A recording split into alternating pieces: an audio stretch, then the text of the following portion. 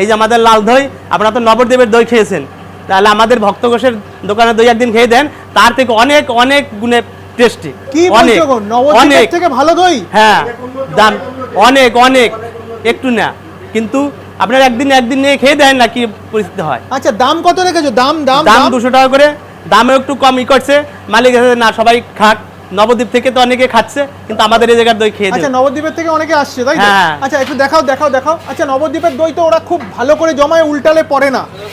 তোমাদের দই? আমাদের দইও পারবে না। এই যে কি বলছো? এই যে সাদা দইটা, এটা এই যে সাদা দই, মানে গরমের দিনে সাদা টক দই। সাদা দই, আচ্ছা। ঠিক আছে। আর এই যে লাল দই, আর এটা হচ্ছে লাল দই। হ্যাঁ, এটা লাল দই। এটার কেজি কত? এটার কেজি কত? এটা কেজি 200 টাকা। 200 টাকা কেজি। হ্যাঁ, আচ্ছা। আর এইটা 160 টাকা।